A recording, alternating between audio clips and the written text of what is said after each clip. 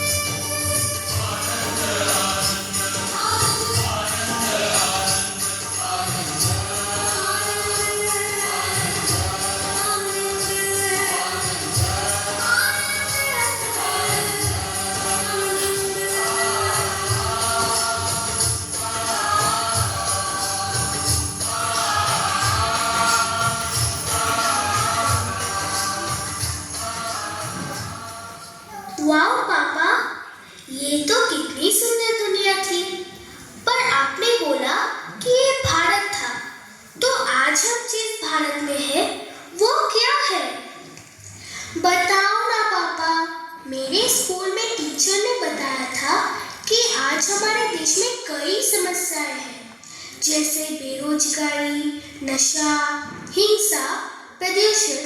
ये कौन से भारत में रहते हैं हम? सही कहा मेरी बच्ची, ये जो सोने की चिड़िया थी उसकी आज ये दुर्दशा हो गई है। आज का इंसान बुराइयों के जाल में जकड़ गया है और जानते हुए भी कि ये गलत काम है वो उसे कर रहा है।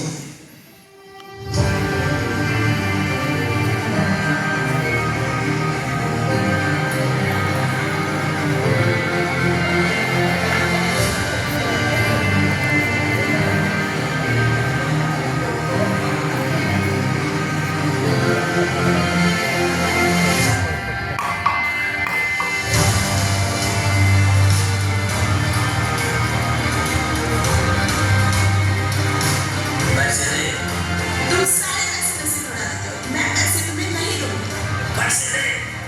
इन पैसों से बच्चों की फीस भी भरनी है, पिताजी का ऑपरेशन भी कराना है। चल हट यहाँ से।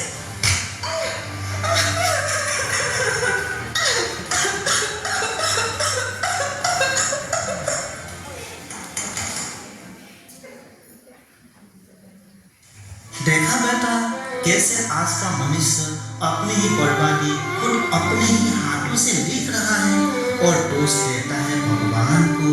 आज इस नशे ने तो पूरे समाज में जैसे दिमक लगा दी है।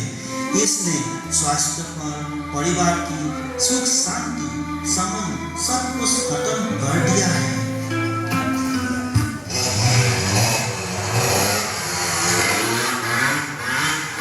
सारा माल गोदाम में छोड़ा। हाँ, लेफ्ट साइड, लेफ्ट। तुम्हें कुछ समझ नहीं आता, तुम्हें तो मैं आके दे।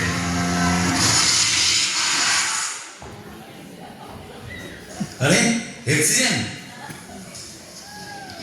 पहले इसका फोटो ले लेता हूँ, एक सेल्फी भी ले लेता हूँ। खून मेरा। अरे भाई, लगता है ये तो मेरी बजने वाली। कोई एम्बुलेंस बुलाओ। आप बुला लो ना। अरे मुझे तो पार्टी में जाना है, आप बुला लो ना। अरे ऐसा एक्सीडेंट तो होता ही रहता है। आज मैं बहुत थका हुआ हूँ। देखो इस फोटो पे कितने लाइक्स और कमेंट्स भी आए हैं। हाँ, ये पर भी आपके कितने लाइक्स आए? हमारे तो 200 आ गए। मेरे तो 500 आए।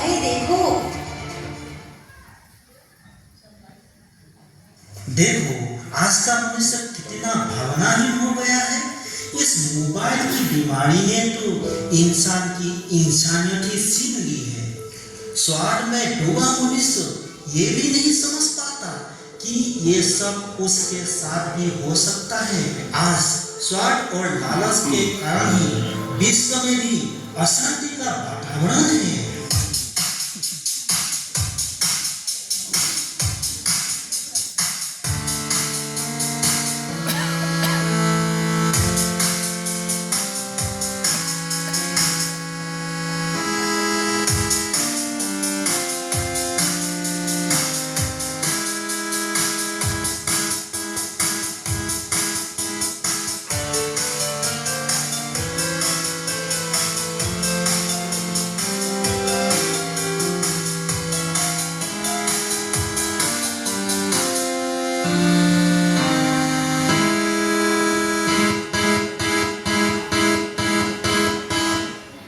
सर, आज पूरे विश्व में इतने ज्यादा हथियार हैं कि ये धरती 20 बार खत्म हो सकती है और हमारे पास तो दुनिया में सबसे ज्यादा हथियार है।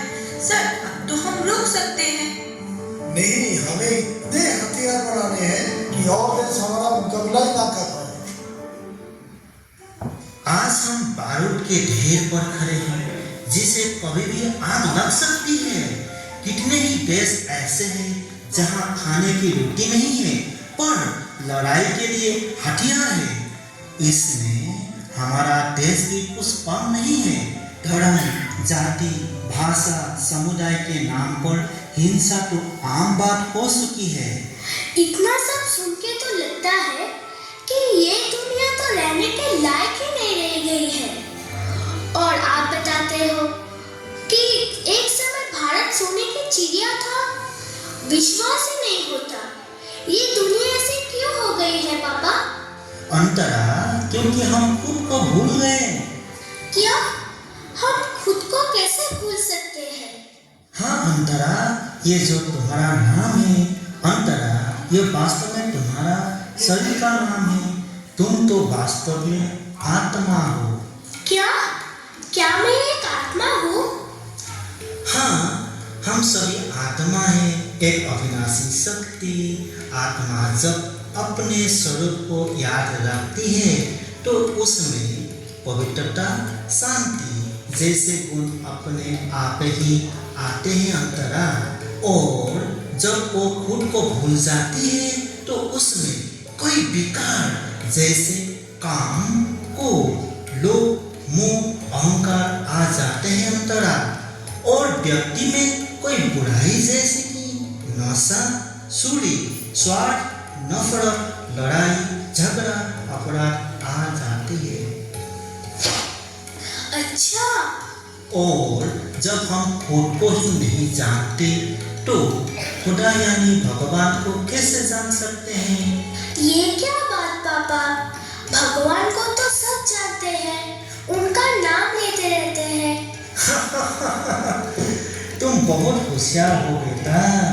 सही कहा, सब उनका नाम लेते रहते हैं, पूजा करते हैं। पर क्या सब सुखी हैं? भगवान को जानने वाला व्यक्ति तो कभी दुखी नहीं हो सकता, क्योंकि वो दुख हटता, सुख करता है। भगवान को जानने वाला व्यक्ति कभी उनको ढूंढेंगे नहीं अंतरा, क्योंकि जानना मतलब उसे पा लेना। और जैसे कि मैंने कहा कि जब आज मनुष्य खुद को एक शरीर समझ के बैठा है, झूठा जीवन जी रहा है, तो वो भगवान को कैसे जान सकता है अंतरा? उसे जानने के लिए दिव्य बुद्धि की आंखें चाहिए, न कि ये विनाशी आंखें। जैसे आत्मा दिखाई नहीं देती पर उसे महसूस किया जा सकता है, वैसे ही परमात्मा दिखाई नहीं देता है अंतरा, उसे महसूस किया जा सकता है, अनुभव किया जा सकता है। उसे देखने के लिए अपने मन की आंखों को खोलना होगा अंतरा। मन की आंखें कैसे खुलेगी पापा? भगवान खुद अपना शिक्षा गीता का ज्ञान देकर मन की आंखें खोलते हैं। क्या भगवान खुद आंखें खोलते हैं? कब? जब इस धरती पर अज्ञान अंधकार छा जाता है अंतरा, मनुष्य जब सब तरफ से निराश हो जाता है, उस कलयुग की रात्रि में ही वो आते हैं और अपने ज्ञान प्रकाश फैलाते हैं अंतरा। परमात्मा के इस दिव्य कार्य को ही हम हर वर्ष शिवरात्रि के रूप में मनाते हैं अंतरा। अच्छा, तो ये रात्रि मतलब रात, कलयुग की अज्ञान रात है, ना कि देर नाइट वाली रात। ओह, अब समझ में आया पापा। तो पापा, जब भगवान आते हैं तब तो चमत्कार हो जाना चाहिए ना? वो तो इतने पावरफुल है। अंतरा बेटा, यही हमें समझना है कि भगवान खूब रूप में आते हैं और करोड़ों में से कोई मनुष्य ही उसे पहचान पाते हैं, जिनकी दिव्य बुद्धि की आंखें खुल जाती हैं। लेकिन अपने अभिमान में चूर मनुष्य उसे नहीं पहचान पाते। चमत्कारी रूप में अगर वो आए तो सारी दुनिया का भीड़ लग जाए, फिर साधारण मनुष्य का तो नंबर ही नहीं आए। भगवान के लिए तो सभी समान हैं, चाहे वो अमीर हो या गरीब, चाहे वो किसी भी धर्म या जाति का हो। मुझे लगा कि वो किसी चमत्कारी रूप में आते हैं। वही तो, हम चमत्कार के इंतजार में बैठे हैं, खुद कुछ करना नहीं चाहते। भगवान ने ये सृष्टि कर्म प्रधान बनाई है। कर्म प्रधान ये क्या होता है? कर्म प्रधान मतलब अंतरा, करो और पाओ। संसार में बिना करे कुछ नहीं मिलता। मनुष्य ने अपने कर्म बिगाड़ कर ये दुनिया नरक बनाई, तो अपने कर्म शेष बनाकर ही ये दुनिया सब बन सकती है। और भगवान वही ज्ञान देते हैं जिससे मनुष्य अपने कर्म को शेष बनाकर मनुष्य से देवता बनता है। क्या इंसान मनुष्य से देवता बन जाता है? कैसे? अपने भीतर की बुराइयां का त्याग करके अपने संस्कार को दिव्य बनाकर अपने जीवन महान बनाकर भगवान के दिखाए मार्ग पर चलकर भगवान से शक्तियाँ लेकर हम मनुष्य से देवता बन सकते हैं। जिसकी यादगार भक्त शिवरात्रि के रूप में मनाते हैं, जिसमें मनुष्य अपनी बुराइयां छोड़ने के बजाय ये आसान काम करते हैं, भगवान पर बैर अकड़े धुतरे जैसे जहरीला कांटेदार चीजें चढ़ाते हैं।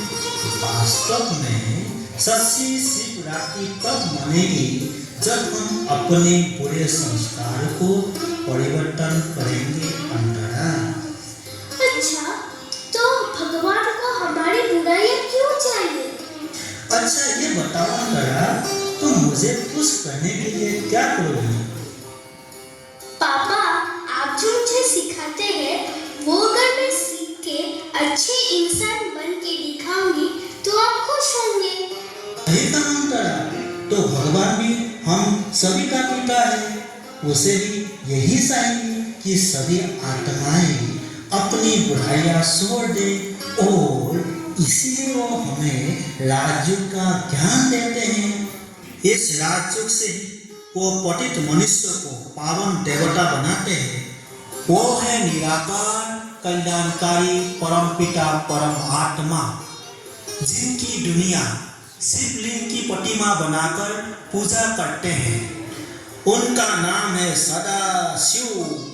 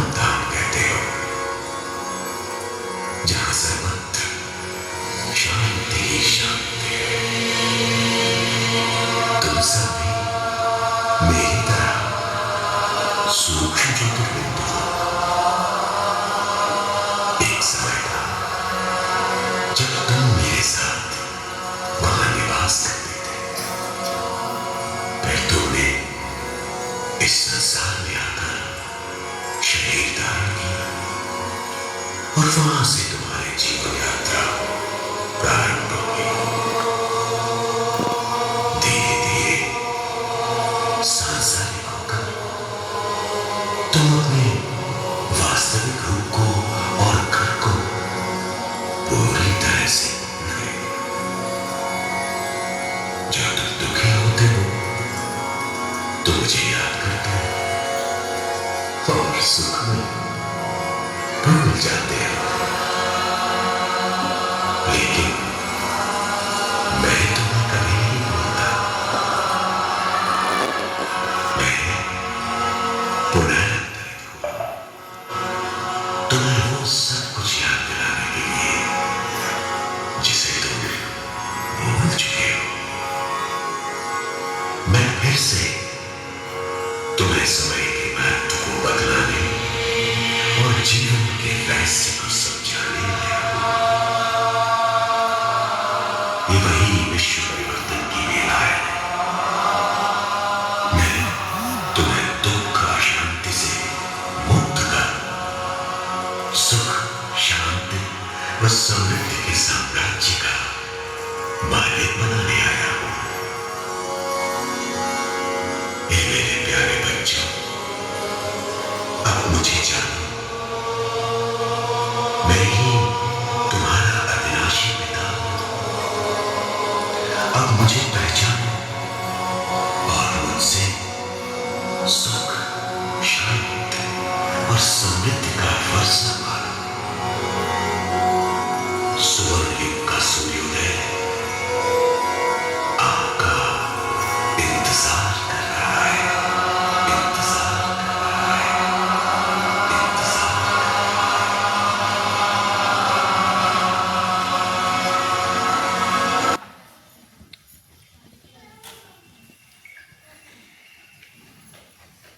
आज मैंने शिवरात्रि का सच्चा मीनिंग समझ लिया है। अब मुझे अपने आप को देवता बनाना है और अपनी बुराइयां खत्म करनी है। वाह मंत्रा वाह, तो आप लोगों ने समझा या नहीं? आइए इस बार सच्ची शिवरात्रि मनाएं और अपने जीवन को सुख शांति और सफलता से भरपूर करें।